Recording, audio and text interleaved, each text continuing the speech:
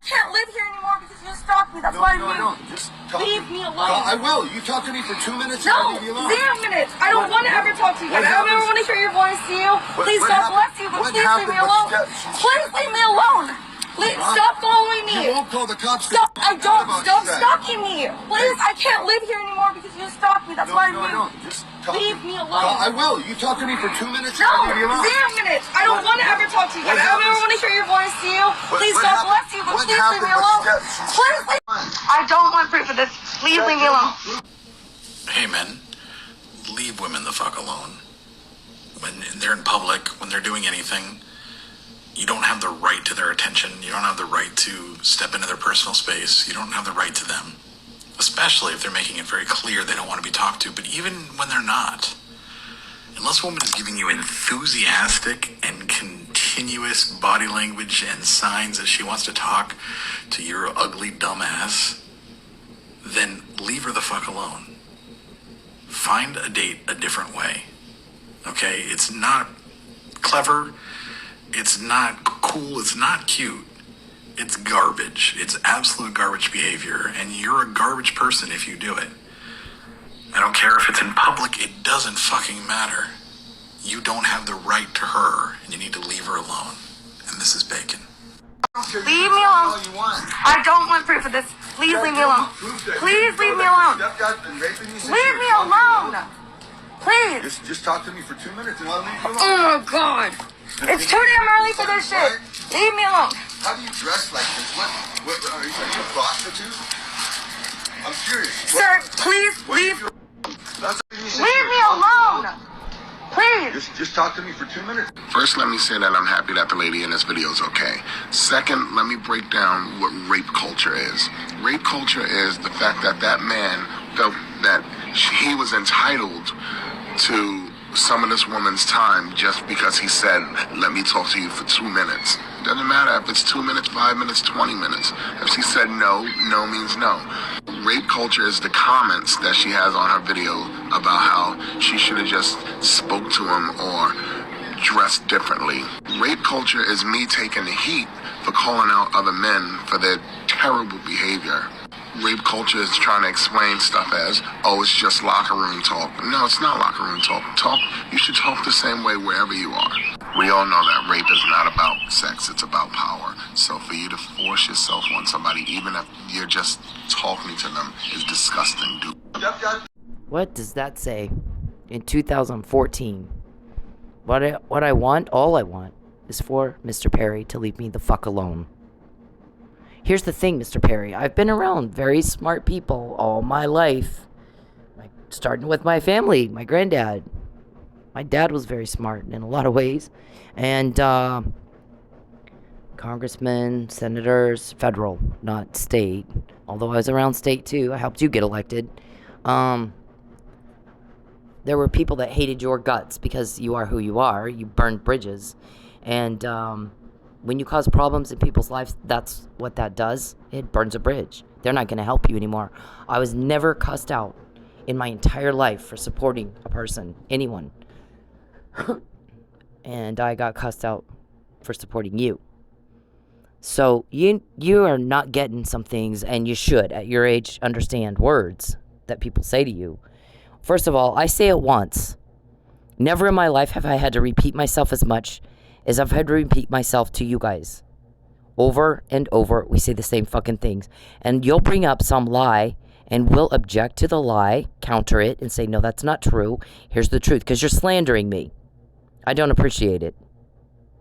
And then you keep lying, and we're like, nope, we've already addressed this. We've already said it. We've already addressed it. And I'm tired of repeating myself. That was a metaphor, or that was an analogy, or that wasn't meant to be taken literally. If anybody else said it, it wouldn't be. Why is everybody taking my words and putting their own intent in it? I'm perfectly capable of expressing myself all by myself. Like I said, I'm in my third year of college, and I have a 3.89 GPA. I'm on the dean's list, and I'm in criminal justice administration program, bachelor's degree. You can't do that if you're stupid. And while I'm doing that, I'm trying to work and fight you guys off. You're big ball of weirdo criminal activity, organized crime shit. RICO Act violation after RICO Act violation after RICO Act violation. So this is, I'm pretty fucking effective, where you wouldn't sit down and have a little meeting to figure out how to make me fail, would you? What lie can we tell next? What slanderous comments can we make to the public next? So, let me do the disclaimer. Use allegedly. Nobody's been convicted in court yet. Apply the but for Mr. Perry doing to me what Neil is doing to her, only worse. A lot worse. We wouldn't do these podcasts. They are to document. And let me tell you something. I'm going to say this again. I'm repeating myself. When information goes out, it's going out because police said they want it out. That is their way of communicating directly with you, Mr. Perry. When you're told on, there's a recording. When there's an email, there's a recording. I heard the recording. It was played for me. I just typed it up. That's so that I can use it for me, for my protection. It is to protect me. That is supposed to deter you. That is somebody kicking you off me. Do you understand? Act like you understand.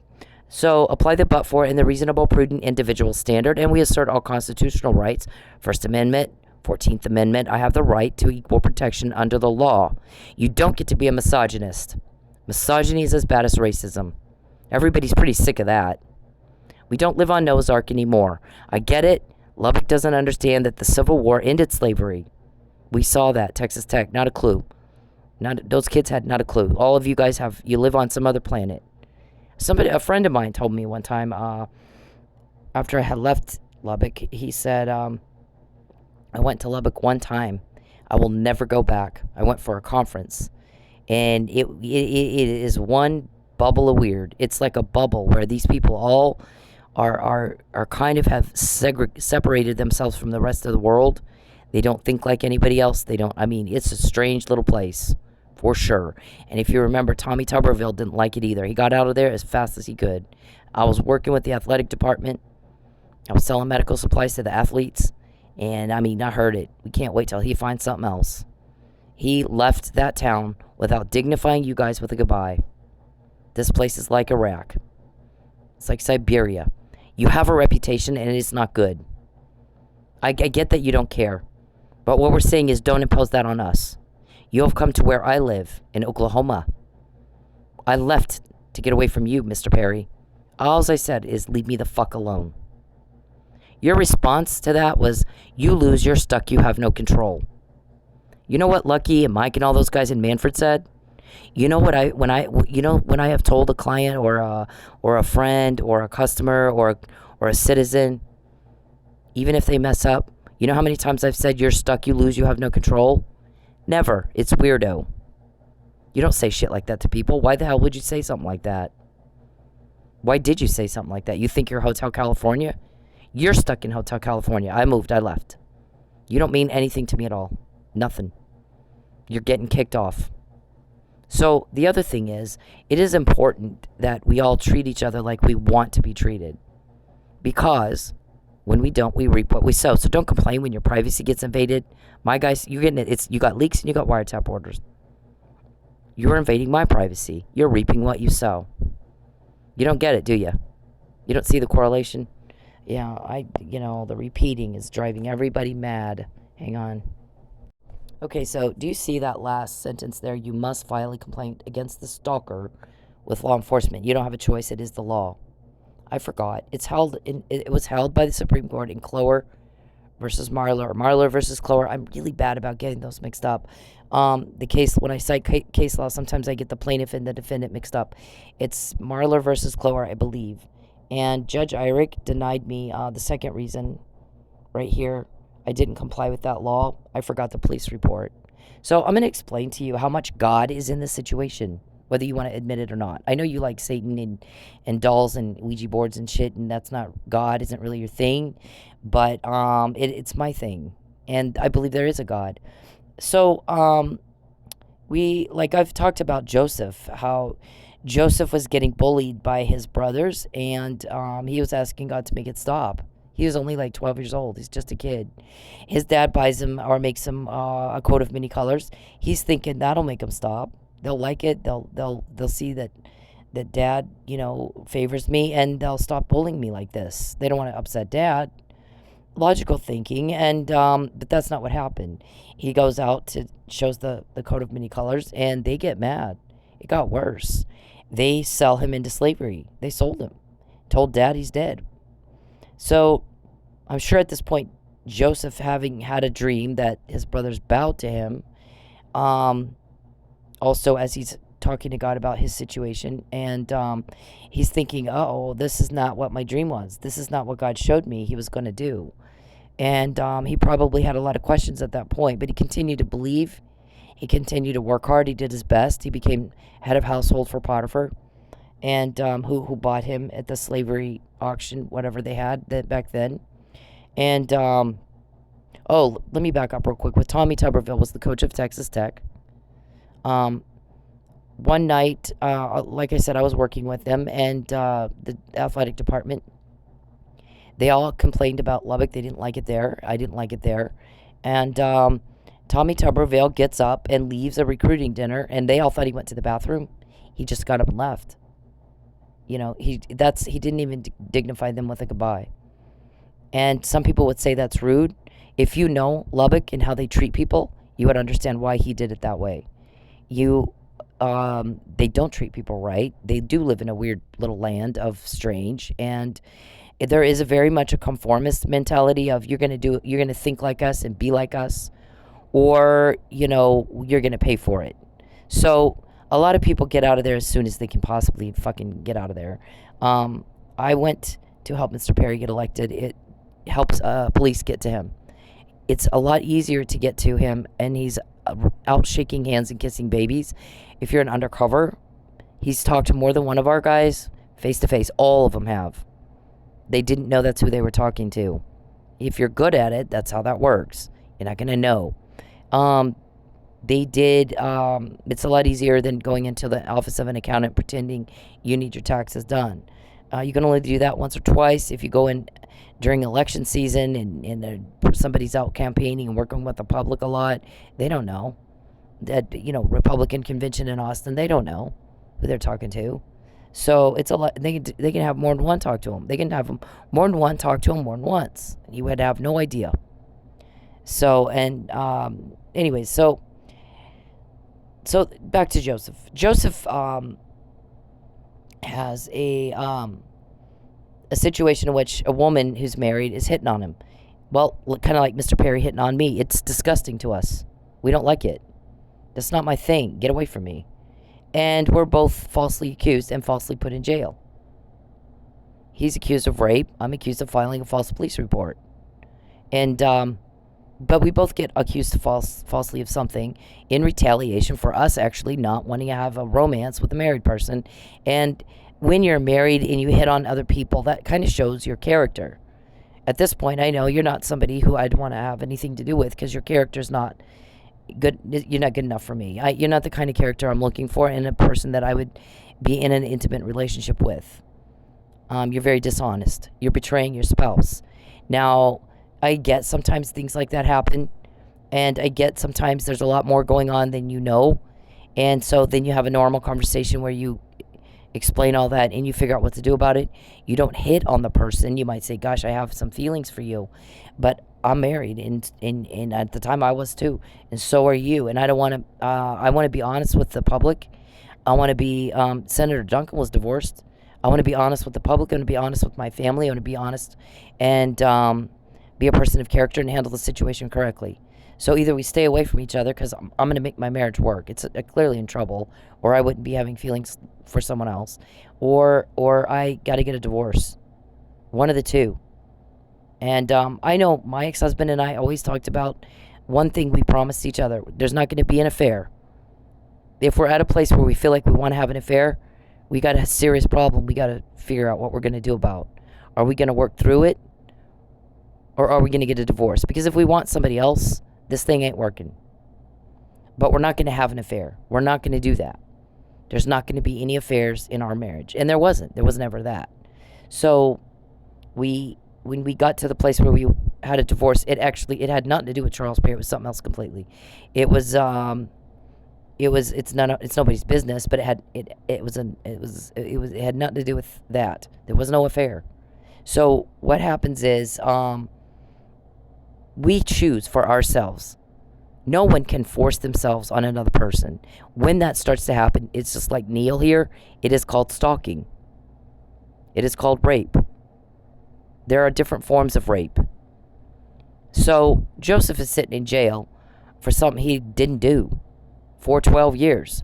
But while he's in jail, God gives him favor with people. He ends up being in charge of product distribution in jail. So, and he has dreams that he can interpret. So the baker and the cupbearer of Pharaoh have a dream, and I don't recall exactly which is which, but one of them, the dream was, you're going to die, and he died. And the other one was, you're going to get restored to your position, and he got restored to his position. I want to say it was the baker or the cupbearer. I don't remember. Anyways, one of them does. So, Pharaoh has a dream. 7 fat calves, and 7 fat grains of wheat, and 7 skinny ones, and 7 withery grains of wheat, sheaves of wheat. So they call the cupbearer, the baker, whichever one it was, says, "Oh, I know this guy in jail that can interpret it." Keep in mind, he'd already called upon his magicians and his witches and his warlocks and the creepy folk, and didn't get anything. So he then calls upon Joseph, because the guy's like, "Hey, I got this buddy in jail. He can do it." So they called Joseph in. Joseph says, "Oh yeah, I know what that means. You're going to have 7 years of prosperity and 7 years of famine. So during the years of prosperity, you put your food aside to feed everybody during the 7 years of famine." And Pharaoh's like, "Cool, you're second in command, right up under me. I'll give you a new house. I'll give you a new car. I'll give you whatever. And you know, not car, but they had a little camel or whatever they rode back then. You get a new camel. You get a new house. Here's a wife." And everybody has to do what you say. I want you to be in charge of product distribution. You handle you handle it. He's like, "Cool, okay." So all of a sudden, he's a prince in a palace, just like that. And he starts saving all the food, and then here comes the famine, and guess who? Here comes his family. They need food. So keep in mind, at the time, Egypt is one of the most powerful countries in the world. And here his brothers come, and they're asking for food, and they bow. He has to leave the room. He's crying. He's like, oh, he fell apart. Because at that moment, he's realizing God did keep his promise. And if he had done it my way when I'm 12 in the backyard there, it would have been kind of lame. He didn't do it my way, and it kind of looked like it just was never going to happen. He did it his way, and it did happen, and it's happening right now, and it's in a palace. Wow. So much more cool. God's ways are higher than ours. So he's like just overwhelmed. Like I would be too. If you had been hoping for God to keep a promise to you, and you're having to wait, and you're having to go through adversity and all kinds of shit, you're gonna be overwhelmed with emotion when it finally happens. So it did. It finally happened, and he was overwhelmed with emotion. So that's the way God works. He doesn't do things the way we think he should, when he should. He does it bigger and better. He always has like this great, bigger, cool, awesome plan that if we give up, if he had thrown a fit, and if he had given up on God, I'm going to curse God and die, and I'm going to, or I'm going to, whatever. Acted like a 3-year-old, stomping his feet, and I didn't get my way. Things would have been, imagine what would have happened. He saved 2 countries. He went through the whole jail experience so he could learn how to do product distribution. It's, that's the deal. Okay, so here's the next one. On the book of Esther, if you read the book of Esther, God's name is not mentioned in it even one time. There's no mention of God in it at all. Esther is, they're all exiled to Babylon. The king gets all pissed off at his wife because she got kind of snooty with him. And so he picks a new wife, and he picks Esther. Esther is now a queen in the palace of the Xerxes. I can never say this guy's name. Xerxes. And it's in what's now Iran, Persia. And they have some dude named Haman, who is just like very he does not like the Jews. He's like Hitler. So he was trying to find a way to kill all the Jews. Mordecai, the Jew, who was Esther's uncle or cousin, he was the cousin. He's at the palace serving as well with Esther, so they see each other all the time. And he overheard a plot to kill the king. So he tells some of the guards go tell the king, and they save his life. It gets written down in the book of history, and nothing else really comes from it. Meanwhile, Haman he's get just this seething hatred towards the Jews and Mordecai. He wanted them to worship him, and Mordecai was just like, yeah, no, I don't think I will. And so he decides, let's kill all the Jews, and that way we can wipe out this Mordecai the Jew. Well, it just so happened, like, that book is like a whole series of it just so happened, like all these coincidences. It just so happened Esther's serving with Mordecai the Jew, her cousin. Her parents had passed away, and so he raised her. It just so happens that Mordecai is the one person who overheard the plot to kill the king and notifies the guards, and they write it in the book of history. And it just so happens that Haman decides he wants to kill all the Jews. They put out a decree they're going to kill them. So it just so happened one night the king can't sleep. And it just so happens that he opens the book of history and he turns right to the part where Mordecai the Jew has saved his life. And he's thinking, oh, I don't think we did anything for this person. They saved my life. So meanwhile, Haman builds a pole or something that he wants Mordecai impaled on. Builds it, and he's decided, I'm gonna get that Jewish guy, and he's going to be impaled on the pole in my backyard. Well, he goes into the palace as the king is beginning to think up, we got to reward this guy. So Haman walks in and he goes, how should we reward someone? And you should do this big parade and make a big procession, make a big thing of it for everybody to see, thinking it's for him. Well, to his horror, the king says, okay, well, let's do that for Mordecai the Jew. He saved my life. It just so happened I couldn't sleep last night. I just so happened to read in the books of history of all the places he could have read. I read that. So, and he had Haman parade Mordecai the Jew through the streets of the city, praising him, and it's a big procession rewarding him for saving the king's life. And it wasn't just some random guy. It's Mordecai the Jew that overheard the plot to kill the king. So in that way, they have, these coincidences that God kind of arranges all the time. And the next thing you know, he's having, Esther's asking, can you please save my people? She's asking the king, but she was scared to talk to the king. Mordecai the Jew's like, they're going to kill us. You got to do something. You're the queen. She says, yeah, but he's got a lot of queens, and I've not been called. We have to be called. If we're not called, we can go before the king. But he already had a problem with one wife that didn't follow the rules, So it might be that he kills me. He has to put the royal scepter out, and I'm really scared about this.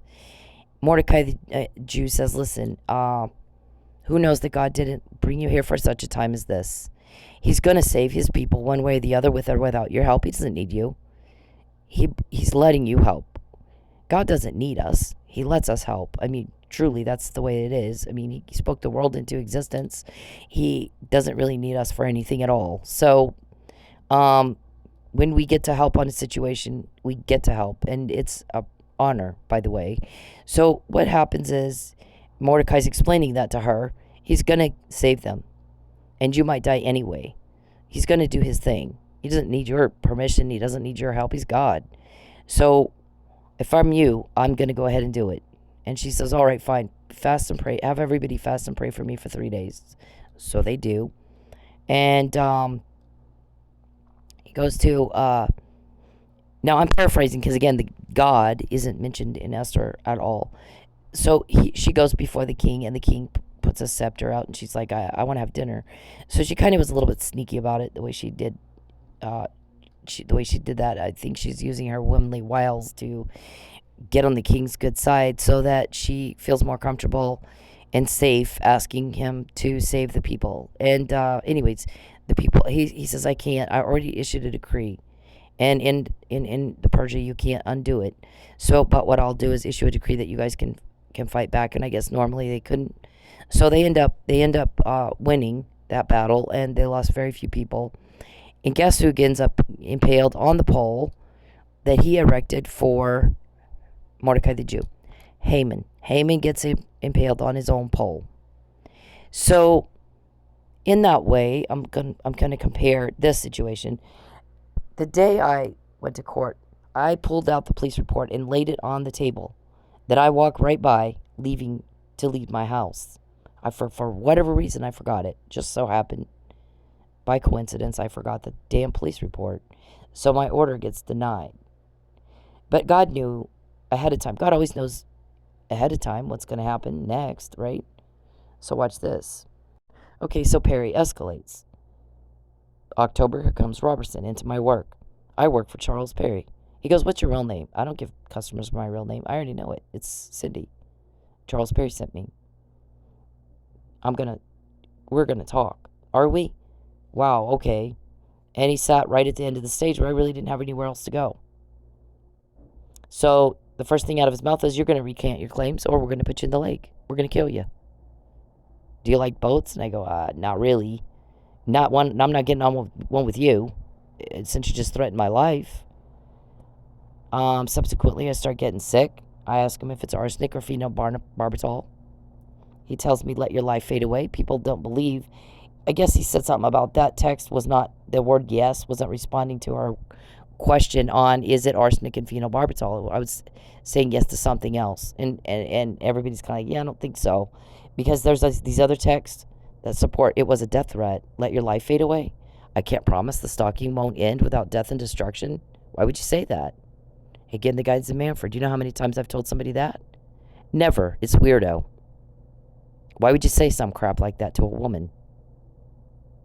Yeah, okay, so is that why Lucky's dead? Anyway, so here's the next. Okay, so things escalate. I filed the police report on the 21st. You have to do it. It's the law. I live in Oklahoma. I don't live in Texas. Hadn't lived there in about a year and a half at this point. Had a house, signed a lease, had utilities, had a job. My son was in school. We were domiciled 100% in Oklahoma. I was glad to be out of Lubbock. Hated Lubbock. Sick of it. I'd already moved to Dallas area to try to get away from Mr. Perry. There was a situation with a coworker that I really wanted to date him. Mr. Perry butt in. It pissed me off. That's what led to that email you just saw to Michael Quinn Sullivan. I want him to leave me the fuck alone. Butt out. Butt the fuck out of my business. So, here's this. This is what he did. About a week later, I'm arrested. Keep in mind, I've been raised by 4 generations of police. I know exactly what police are supposed to do and not do. Dereliction of duty is what this was, Mr. Burson. Depraved indifference to human life. You didn't give a shit about my life, did you? Not one shit about whether I'm being almost murdered. And somebody who gave my police report to the offender, who then obstructed justice and caused me the loss of my evidence. Because there were text evidence, video, the ones you just saw, video evidence, and hair. You can test somebody's hair or blood to see, is it arsenic or not? Rule it out or confirm it. Maybe it was a whole different drug altogether. Maybe it was, you guys like opioids. Maybe it was opioids. I don't know. Something was making me very sick. So I didn't even get to talk to a cop and sit down and go, here's the video. You got to do bag it and tag it, Perry. Josh. You collect the evidence. You bag it and tag it. You enter it into the evidence log. You then take it to a prosecutor and go, do we have a case here? Is this attempted murder? Here's the evidence. But you obstructed justice, so I lost my evidence. The video, the hair and, blood analysis to see what was in me that made me sick. What'd you give me? Guess what the charge is? Filing a false police report in retaliation for a public servant doing his job. They knew you had to have a police report because I forgot mine. Of all the things that happened, it just so happened, I forgot my fucking police report. and they knew it. So now you got perjury, fraud upon a court, willful concealment of a pertinent material fact that would have changed the outcome of the deciding body had they known the fact. And there were two things that this judge fucked up. One is, where is the police investigation and determination as to whether or not this is a true or false report? Number two, where's the evidence of a political vendetta? There is not one. There's not one. Mr. Perry is off his nut. Nothing made me laugh harder than him thinking he's worthy of a political vendetta. That is the funniest thing I've ever heard in my life. That speaks to his delusion. So, I've been in politics all my life. My granddad was the power in the town where I was raised, Roswell. Police chief, county commissioner, county treasurer, and city councilman. He was a key player in getting the UFO museum set up. People go there from all over the world, especially around July 4th. People go to Roswell, New Mexico from all over the fucking world to look at the museums. Did aliens land here or not? I know the answer to that. I'm not allowed to say. So, imagine growing up in that kind of house. My granddad said, don't be arrogant. Don't be a jerk about it. We all put our pants on one leg at a time. And what power is in serving people. You find out, what do you need and what can I help you with today? And then you try to meet the need as best you can. And you do that all day, every day with every person you meet. And my granddad's name is on the front door of the police department where he served as chief to this day. And he also had somebody try to ruin him. He had somebody try to make him fail. Also over an affair. And I watched it stress him the fuck out. Adversity is awful. But you can't have a hero if you don't have an adversity. And so his name is on the front door of the police department. I'm very proud of him. I tried to live my life like he did. You don't live your life by telling people what a great guy you are. You live your life by showing your character when you're in adversity. And so, I'm being threatened with homelessness. I'll take your car, income loss, property loss, death, false arrest every fucking day. Mr. Perry fucked this one up, so he's been trying to do it again ever since. We need you to lie. We need you to lie. Take the bribe and lie. We need you to lie. And I'm like, nope, not doing it. I've done without electricity. And I did that I was punished for taking Officer Nealey's, defending him, because you can't beat somebody to death and end up with nothing on you while you're asleep. And we all know that. So, to me, and the way I was raised and the character my granddad instilled in me is that you don't leave a man behind. You don't do it. You have an officer down in need of assist, you fucking assist. And guess what? Out on the street, you're looking at could get killed. If there's gunfire, you got like the Bank of America thing that happened in LA a long time ago. You got an officer down, you want to go get him and you want to go grab him and pull him out, and there's these guys fucking shooting at everybody. You could end up dead too. You try to wait for a safe time to do it. And this is quite a bit different, but my life's been threatened just the same. They wanted me up on the highway to run me off the fucking road down an embankment. I heard the recording of it. They tried to hire some hitman to give me a shot and make me, let's fake it, but a medical emergency at her work, and she'll help. Then we'll tell her the guy she was helping had a virus, and she needs a shot, or she'll get it too and die. I heard that recording too. Then what's in the shot is strychnine, it'll kill her dead. Well, what do I do if she won't take the shot? Well, you tell her she'll die if she doesn't take the shot. You make sure she takes that shot. I heard that recording. Over and over, they've tried to kill me again. We need you to lie. We need you to apologize. Apologize for what? Lie about what? You keep doing what I'm saying. So, anyway, I've said no. No means no. You need to start understanding what people say to you. And so, in other words, they did exactly... this is when the detective called me back asking for the evidence. Then once I'm in jail, Mr. Powell then had a legal obligation to collect and preserve my evidence, which he didn't do. Made no effort to do it at all. That shows he had no intent of going to trial. Why are you holding somebody in jail if you have zero intention to go into trial? You're just trying to intimidate. That is illegal detention as it gets. I am being charged with a crime that is a requirement of the law in the state where I live. And I explained it like this. You got Target requires 3 breaks a day. And Walmart will only let you have 2. And so I'm on my 3rd break at Target. Walmart manager comes over to me at Target and starts trying to fire me. Well, wait a minute, dude. I don't work for you. I don't work at Walmart. I work at Target. And policy of Target is I have to take 3 breaks a day. They do things a little different here. I don't work where you are. I don't live in Texas. Thank God. Mr. Perry's been trying to force me back to Texas. They were recorded saying, we're going to take her home. We're going to make sure she has nowhere else to go. Take her car. And once she sees she has nowhere else to go, she'll have no choice but to go back to Texas because we can do more to her there. We can kill her and get away with it in Texas. Like Justice Scalia. Like that. Because while I'm in jail, you pissed off all the inmates, Mr. Perry. You piss people off when you do this crap to me. This is Granddad. There's 4 generations right here at the very top left. My great-great-granddad was a marshal, the Texas Marshal in Rochester. Then my great-granddad was the captain of detectives in Roswell. My granddad was the police chief, and my dad was a cop, too. This guy looks all gumshoe, doesn't he? That's my great-granddad. His name was Lyndon Jerome Hall.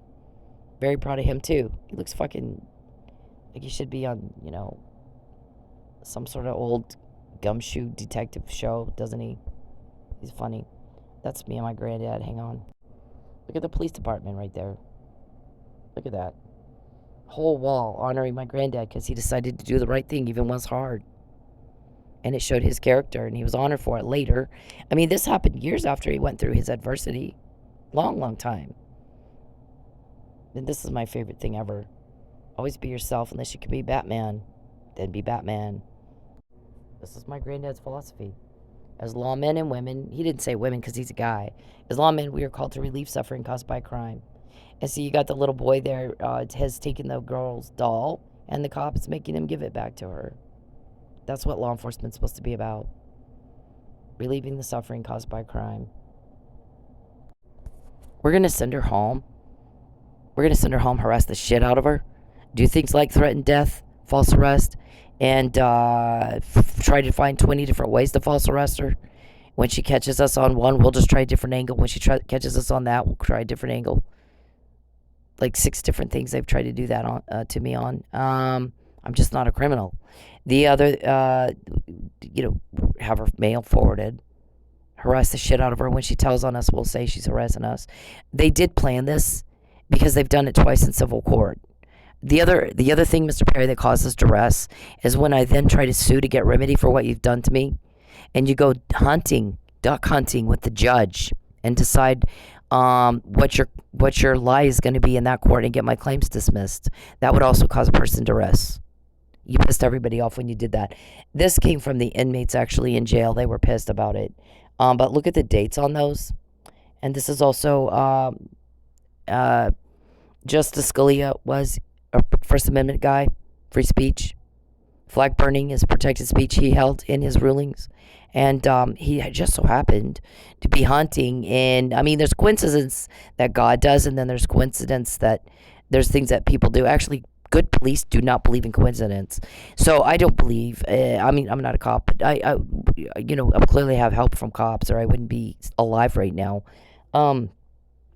There is, I would have gone to work and got the strychnine shot, thinking, you were going to tell everybody it was just an unfortunate allergic reaction, and bullshit, and me being poisoned with arsenic at work.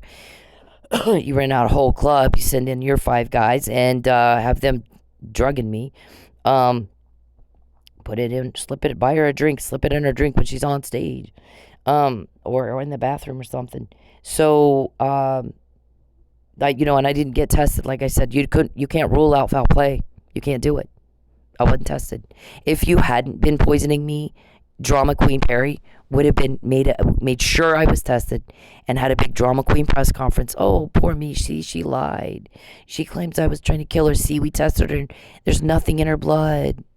But you didn't do that. You made sure I wasn't tested. You made sure Tulsa police didn't test me, because that's who should have tested me. Didn't bag it and tag it. And Mr. Powell didn't either. So, what the fuck? Do you think people are stupid? They're not. So, Justice Scalia dies, and William O. Ritchie's questioning why protocol wasn't followed, postmortem protocol. Yeah, that's also fishy, Mr. Perry. A lot of people think maybe you had something to do with it, because Ritchie is calling into question what is going on over there that they're trying to hide. Because I'm a commander, I'm a murder cop. I'm the a retired commander of DC Police. If he had died here, here's what we would have done, and they didn't do that in West Texas. And I don't believe in coincidence. I think they're covering something up. This right here is the motive. This is the motive that I'm giving to Commander Ritchie's initial suspicions. He's got experience, Mr. Perry. Here's the thing is, you keep trying to lie to cops, and it's kind of grinding on everybody's nerves. Don't lie to people smarter than you, because they know you're lying, and for you, that's everybody. You're the dumbest son of a bitch I've ever met in my life. I kid you not. You guys get caught like this. You knew I have this. You did it anyway. Everybody's just going, holy shit, what's she supposed to lie about when he keeps doing exactly what she says? Because I always say it beforehand, not after. Okay, so here's the next thing. On Officer Nealey, when you're punishing me with no electricity and no food for a week, I literally went to Quick Trip, bought a little thing of bean dip, and fucking and snacked on that all week. But here's the thing. God knew in advance what you were going to do to me. Interestingly enough, the people that lived next door moved out. That apartment was vacant for a week. That whole same week. Never, ever since I've been here has it been vacant since or again. Like that. So that I could use the outlets, outside the outlets, to charge my phone and make coffee. That's how close attention God pays to everything in our lives. He knew you were going to do that beforehand. Somehow, he orders our footsteps so we meet the right people at the right time, like the police helping me right now. He orders our footsteps so that I know this guy's going to try to hurt her. And he's going to try to make her, she has no food and electricity. She's taking cold showers. But let's at least make sure she can charge her phone. Let's at least make sure she can have some coffee. The people next door moved out that 1 week. Only that 1 week. That's how close God is paying attention to this situation and watching everything you do to everybody you do it to. Not just me. I'm not your only victim. One night, you guys had starved me so much when I'm dancing. Starved me so much. And by the way, there's a lot of people, Mr. Perry, that have commented. It doesn't matter what that girl's wearing. You can feel God on her. You can feel God all over her. I can't even explain that. How do you walk in and you're in a strip club talking to a stripper and you feel God all over that chick? God puts us where we are. And you can catch a lot of crime in a strip club, Mr. Perry. You can catch a whole lot of crime in a strip club. So, anyways, I'm like broke, and I fucking needed money so bad. So I'm just like praying, God, I gotta have some money. I have to have some money right now.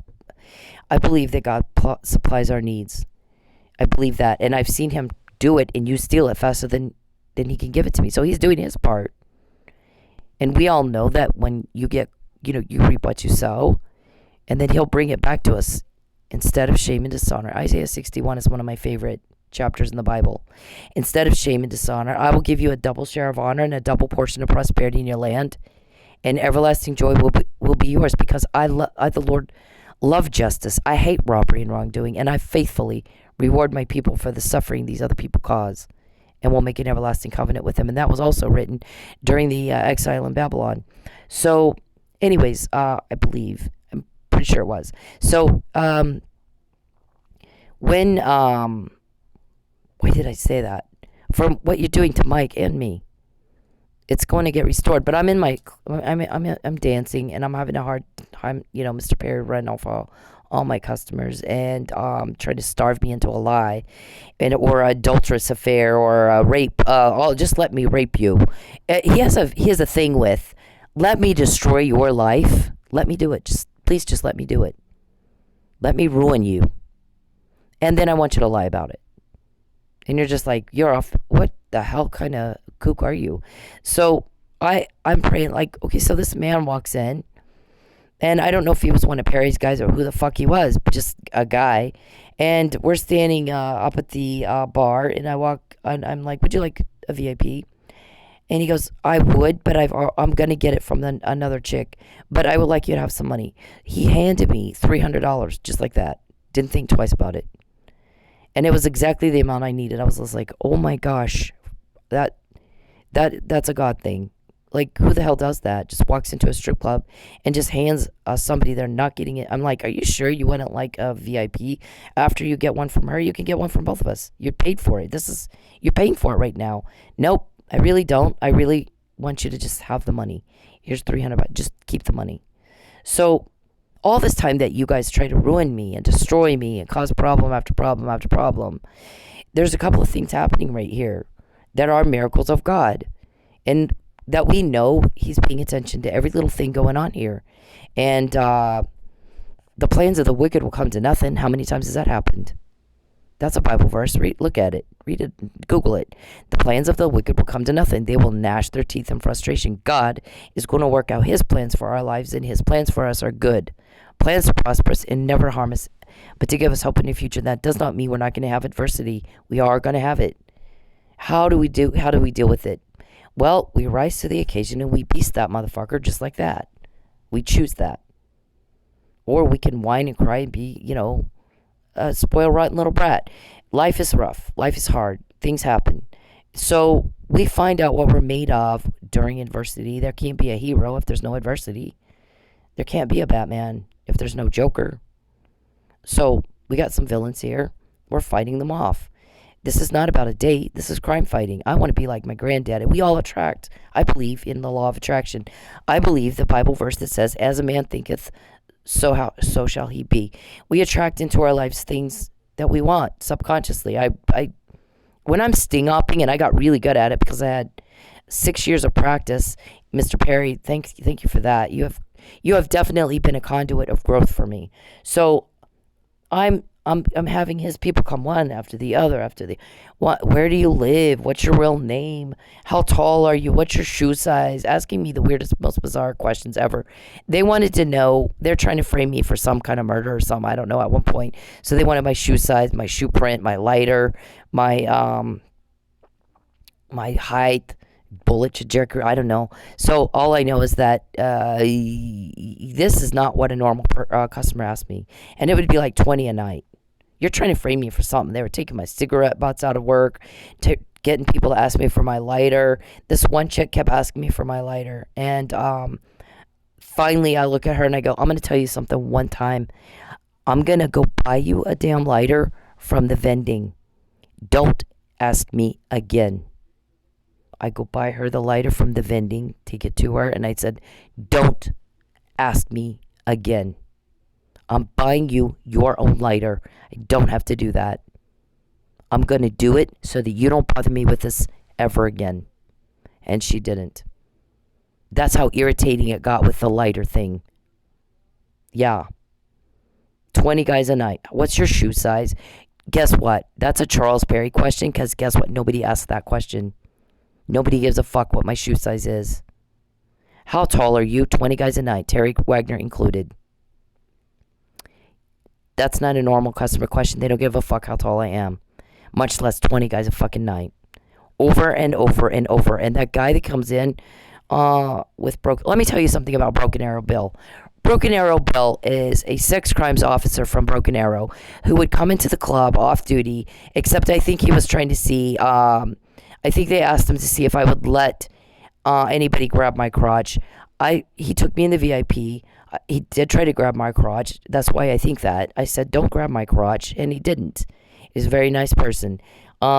He did, I believe, if my coworkers were being honest with me, I think he was harassing a couple of them, and I asked them not to do that. Please feel free to come back in and have a good time anytime you want. Still that invitation is extended to him. He can go in that club anytime he wants, the owner, and I discussed it. He goes, we don't mind cops being in here at all, as long as they don't mistreat our girls. They're off duty, they're undercover. Curry versus Streeter says you don't get qualified immunity when you're off duty and undercover, so don't harass anybody.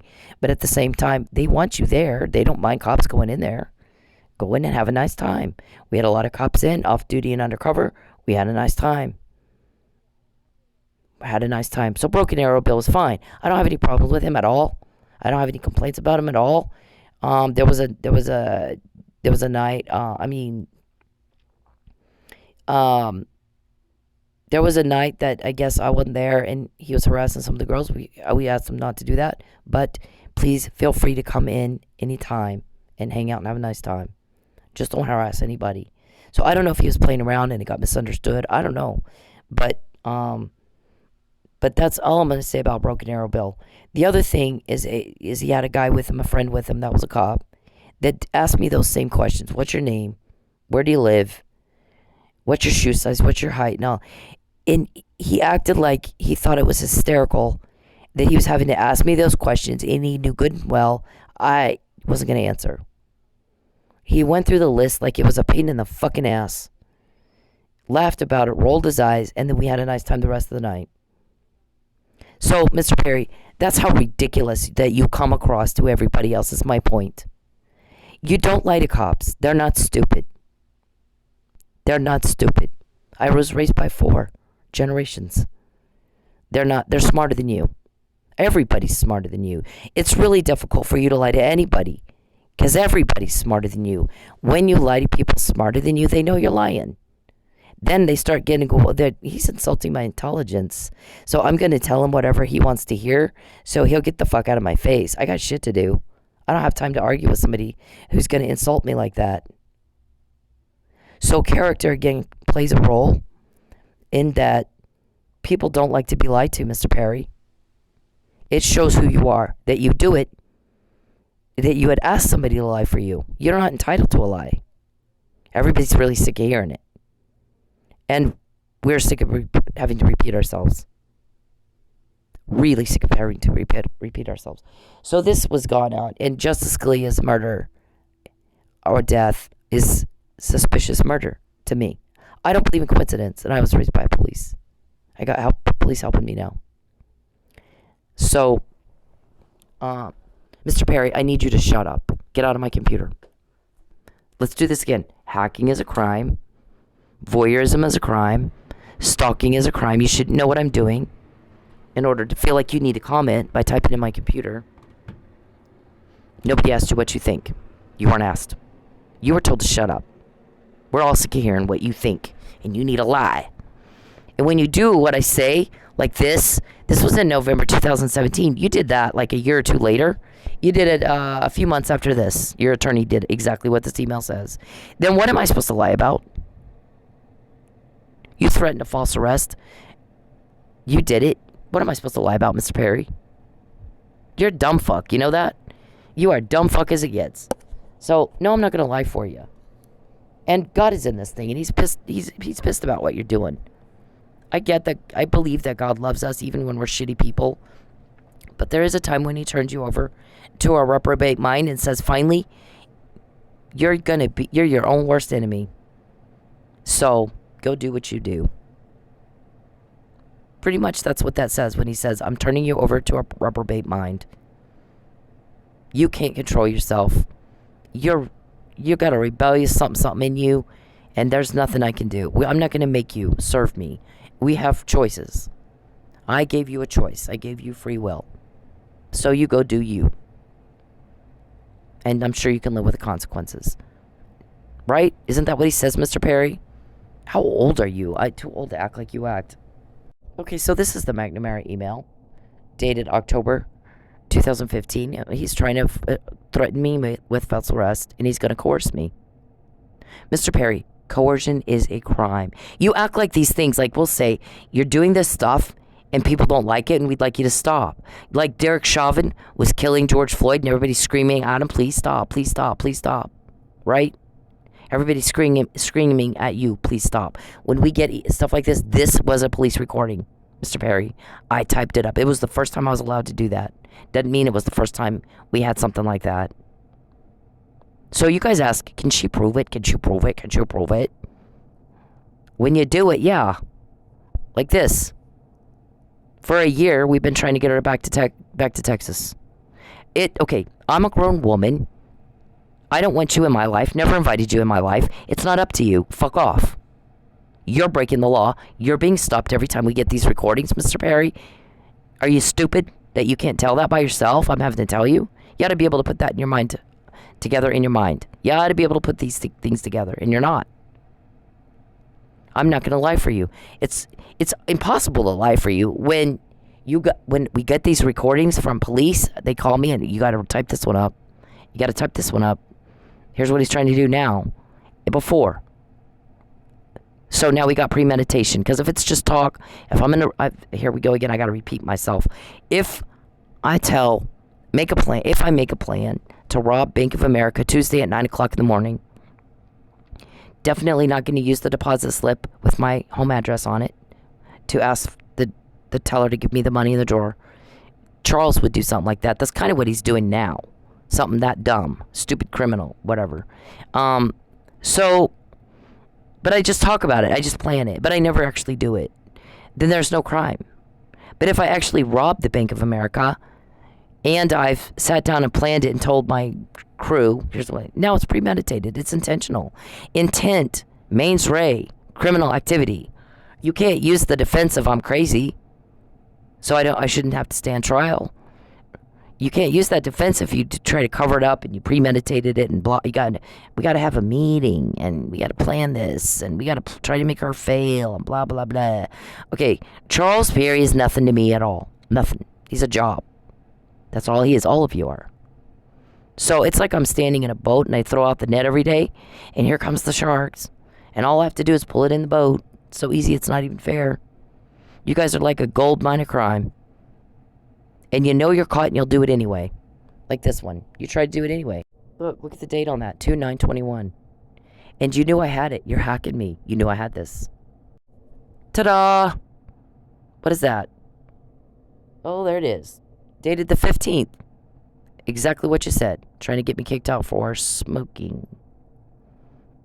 I wasn't smoking inside. I got smoking in my car. It was snowing. So, what in the fuck? I mean, look at that. She did exactly what you told her to do. You were recorded talking to my landlord on the 12th. We fucked up the mail for her appeal. She's not going to make it. Well, the prosecutor told me on the 11th. She's not going to make it. They're going to make sure you don't make that appeal. All day long, they're sweating it. They're wringing their hands. They're worried you're going to make that appeal. What can we do to make sure she does not make that appeal? We can jam up her food delivery app so she can't make any money. And we can fuck with the mail. So here's what I want you to do. I want you to file at least, because they may make it where you can't afford it. I can barely afford to eat. Let's make it where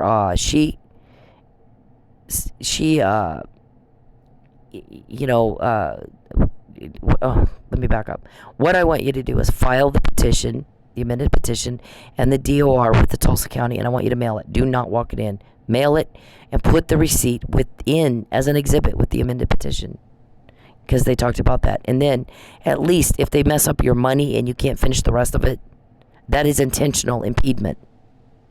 So when they sit around and go, can she prove it? Well, they know you can, or they wouldn't do shit like that. They're proving it for you. And as stupid as they are, they think that they can make you lie about it.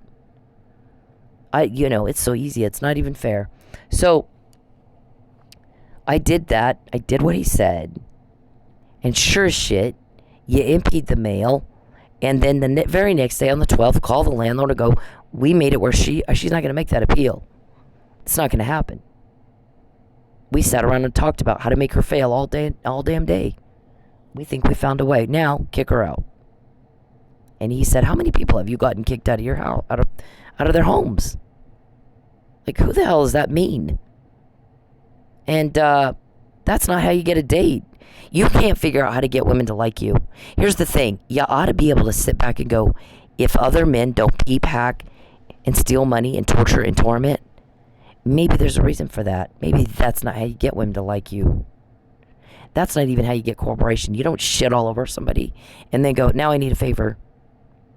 You're not going to get it. They're going to kick your teeth out. That's what's happening. Some of us hit back.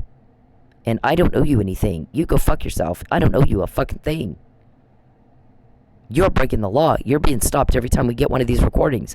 That's what's happening, and you're not smart enough to put that together. It drives us nuts.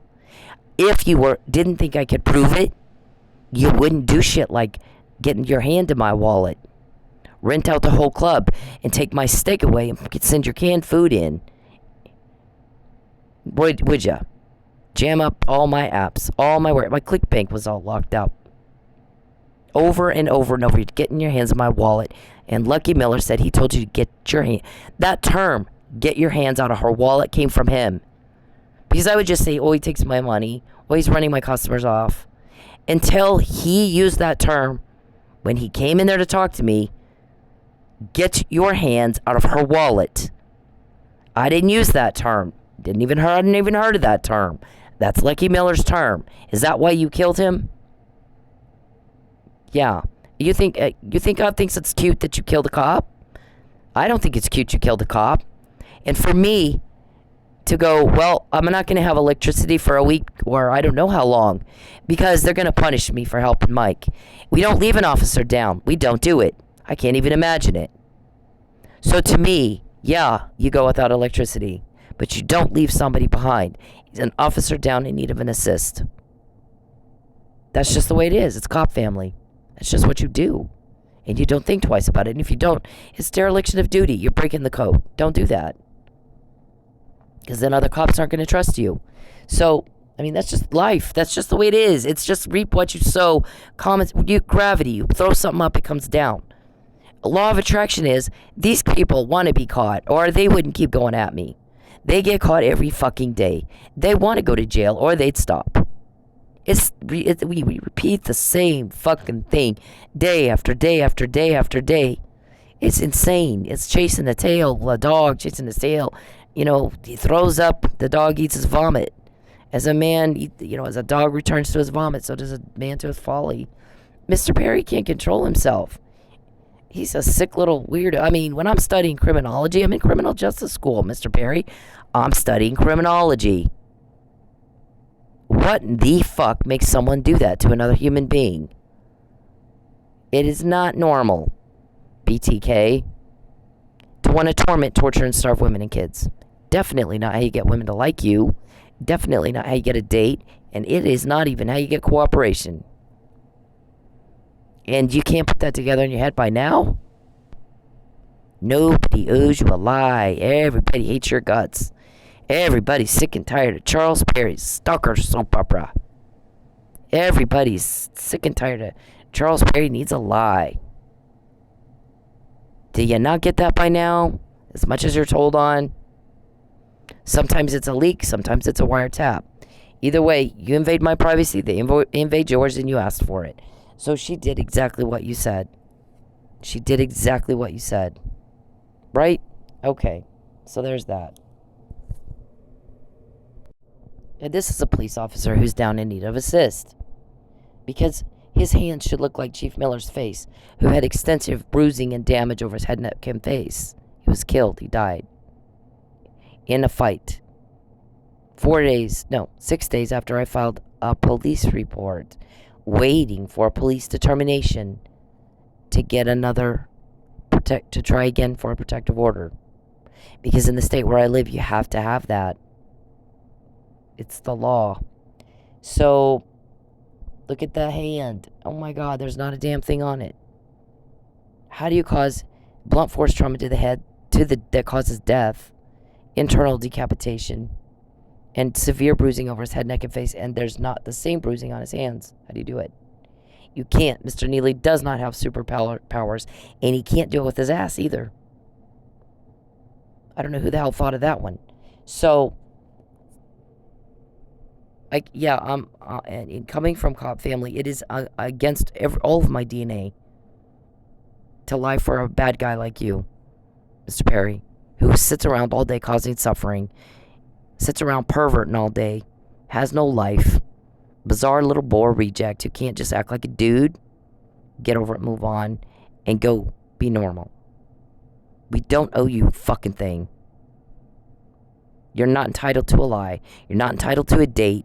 You're not entitled to a girlfriend. You're not entitled to shit. And I think you know that. But you've attracted me and these guys into your life because you're sick of yourself, aren't you? You're absolutely sick of yourself. You just can't stop. I'm watching The Closer, right? Everybody knows how I am. A little bit Clarice, a little bit Katniss, a little bit Brenda Lee Johnson. And there's an episode where she's talking to a lady who had beat somebody.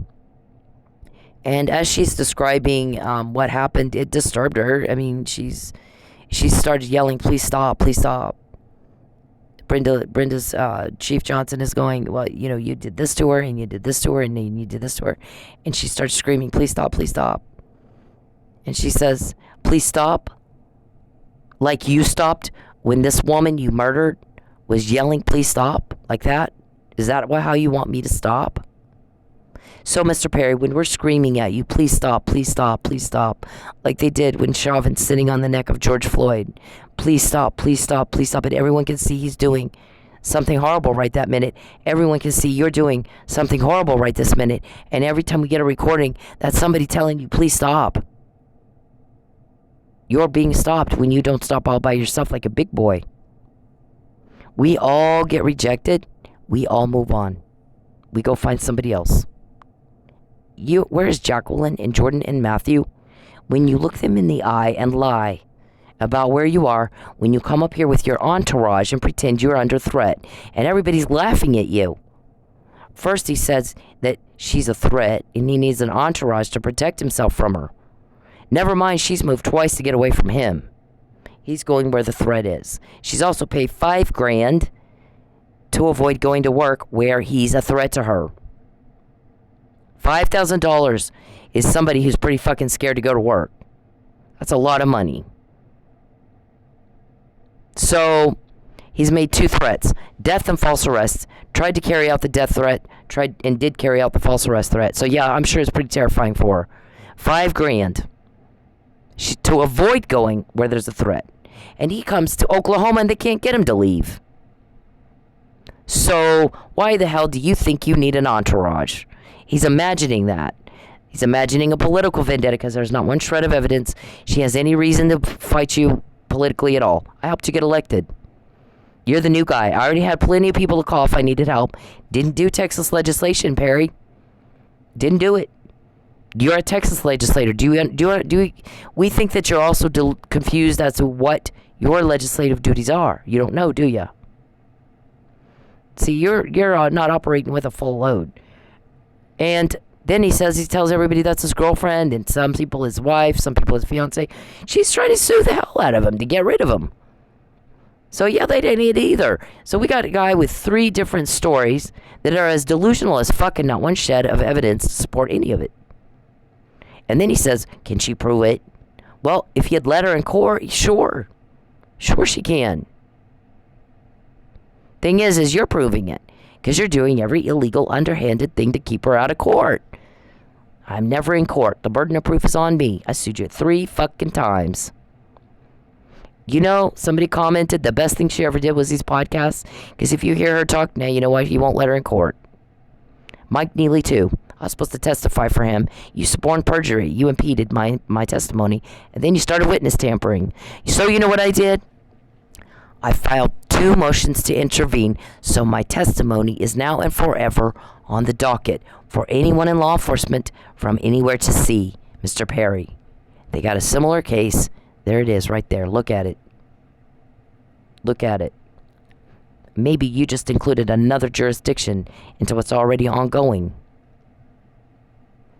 Yep, and my guys go, I have a buddy that used to work in New Mexico. Calls me and he says to me, guess what's floating around from some of us? You remember Lynn Hall, was used to be the chaplain around here. Yeah. These guys from Texas called me. They got a sex exploitation business or something. Something's wrong with them. And they got they're calling up here. They killed a cop in Oklahoma. Guess who caught it? Who caught it? Lynn's kid. What? His daughter. She caught it. Son of a bitch. Yep. They're wanting to know if we're helping her. We said, nope. Wish we were. So he said, I got a friend. I'm going to see if it's him. He calls my guy. My guy's, yep, but you can't tell anybody. And you can't tell anybody who you are. So there's that, Mr. Perry. Do what you do. But please understand, I'm repeating myself again. Nobody cares what you think. And we're sick and tired of you talking. We don't care. You aren't asked. Shut the fuck up. Shut up. Everybody's sick and tired of Charles Perry's stalker soap opera. You're a soap opera queen. We all have lives. You need to get one. We all have shit to do. Get a life. Get off your fat, lazy, perverted ass and go work. And then you don't need a lie. Because we don't. When you're told on, you're being stopped. You're being asked to stop. Please stop.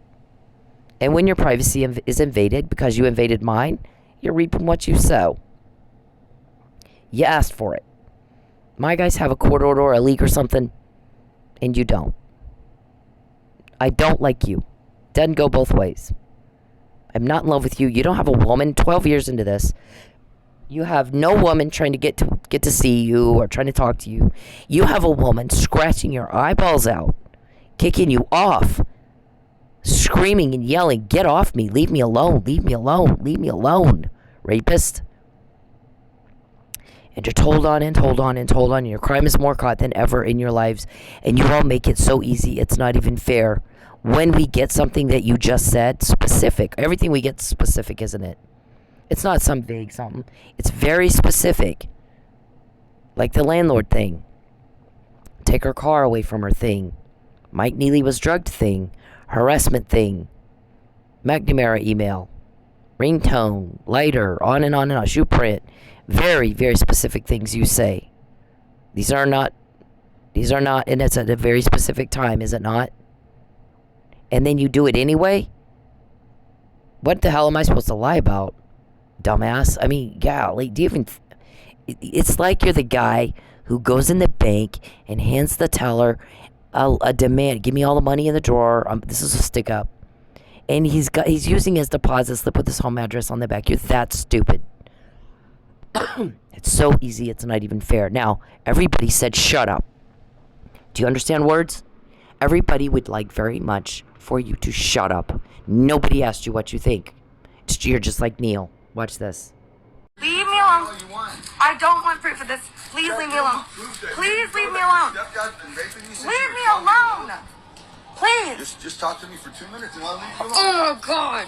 It's too damn early for this shit. Leave me alone. How do you dress like this? What are you a prostitute? I'm curious. Sir, please leave. That's okay. I don't care. Leave me alone. All you want. I don't want proof of this. Please leave me alone. Please leave me alone. Leave me alone. Please. Just talk to me for 2 minutes and I'll leave you alone. Oh, God. It's too damn early for this shit. Leave me alone. How do you dress like this? What are you a prostitute? I'm curious. Sir, please leave. What in the fuck kind of mental slow needs to have the same thing repeated that many times? Failure to respond appropriately to what was just said. Nobody asked him what he thought, did they? Wasn't asked, nor were you. Everybody's sick of this, Mr. Perry. Everybody's sick and tired of y'all. And the hardship and the suffering. And I'm sick of repeating that. And so when you get told on, don't complain. You asked for it. All right? Everybody's sick and tired of y'all. And I need a lie. Please lie for me. Please. We're going to force her back to Texas.